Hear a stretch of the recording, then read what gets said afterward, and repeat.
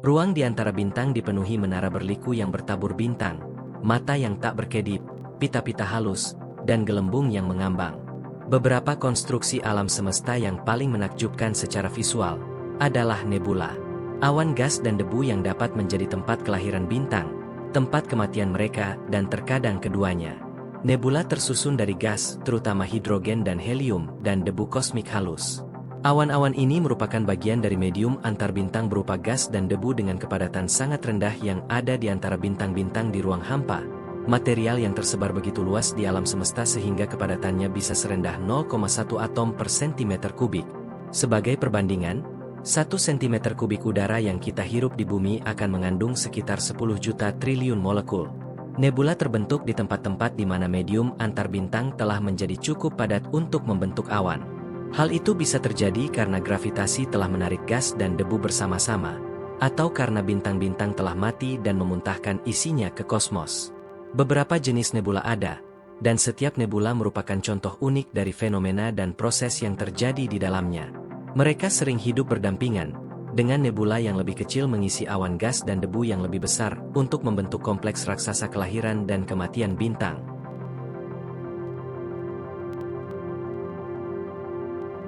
Jenis nebula ini terbentuk ketika radiasi intens dari bintang-bintang di dalam atau di dekat nebula memberi energi pada gas. Radiasi ultraviolet bintang membanjiri gas dengan begitu banyak energi sehingga melepaskan elektron dari atom hidrogen nebula, sebuah proses yang disebut ionisasi. Saat elektron yang berenergi kembali dari keadaan energi yang lebih tinggi ke keadaan energi yang lebih rendah dengan bergabung kembali dengan atom, mereka memancarkan energi dalam bentuk cahaya, menyebabkan gas nebula bersinar. Salah satu contoh nebula emisi yang terkenal adalah nebula Orion, nebula pembentuk bintang yang sangat besar di konstelasi Orion. Nebula Orion merupakan rumah bagi gugusan bintang yang terdiri dari 4 bintang masif yang dikenal sebagai trapezium.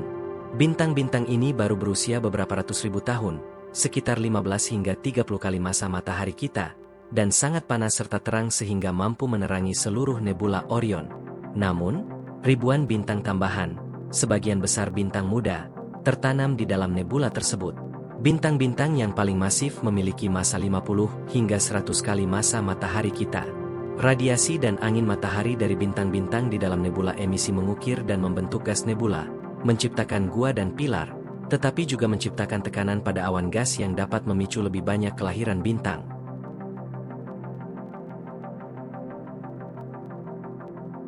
Nebula refleksi memantulkan cahaya dari bintang-bintang di dekatnya. Bintang-bintang yang menerangi nebula ini tidak cukup kuat untuk mengionisasi gas nebula, seperti pada nebula emisi, tetapi cahayanya tersebar melalui gas dan debu sehingga menyebabkan nebula bersinar, seperti sinar senter yang menyinari kabut dalam kegelapan. Karena cara cahaya tersebar ketika mengenai debu halus di medium antar bintang, nebula refleksi ini seringkali berwarna kebiruan.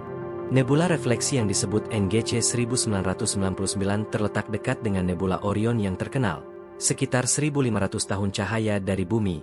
Nebula ini diterangi oleh bintang terang yang baru terbentuk bernama V380 Orionis, dan gas serta debu nebula tersebut merupakan material sisa dari pembentukan bintang itu. Nebula refleksi terkenal kedua diterangi oleh gugusan bintang Pleiades. Sebagian besar nebula di sekitar gugusan bintang terdiri dari material yang membentuk bintang-bintang tersebut.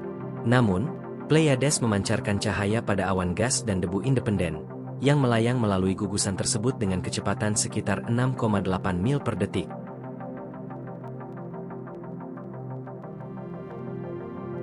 Ketika para astronom mengamati langit melalui teleskop-teleskop awal, mereka menemukan banyak bentuk yang tidak jelas dan seperti awan. Mereka menyebut objek-objek tersebut nebula, yang dalam bahasa Latin berarti awan. Beberapa objek yang kabur tersebut menyerupai planet, dan objek-objek ini kemudian disebut nebula planetarium. Saat ini nebula-nebula ini masih menggunakan nama tersebut, tetapi kita tahu bahwa nebula-nebula ini tidak ada hubungannya dengan planet.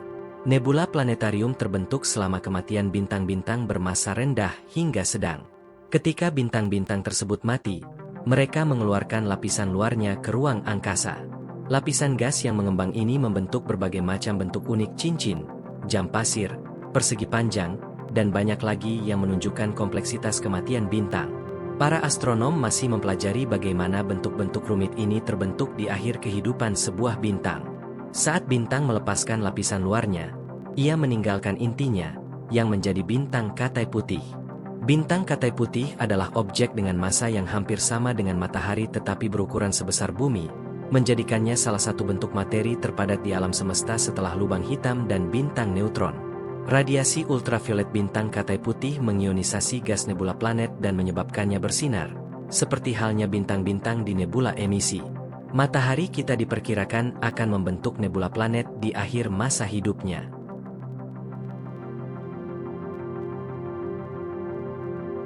Nebula serapan atau nebula gelap adalah awan gas dan debu yang tidak memancarkan atau memantulkan cahaya, tetapi menghalangi cahaya yang datang dari belakangnya. Nebula ini cenderung mengandung sejumlah besar debu, yang memungkinkan mereka menyerap cahaya tampak dari bintang atau nebula di baliknya.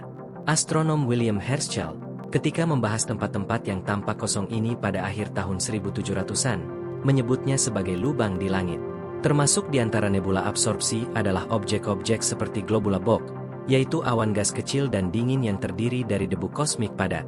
Beberapa globula Bok ditemukan memiliki inti yang hangat, yang disebabkan oleh pembentukan bintang di dalamnya, dan pengamatan lebih lanjut menunjukkan adanya banyak bintang dengan usia yang berbeda-beda, yang mengindikasikan proses pembentukan bintang yang lambat dan berkelanjutan.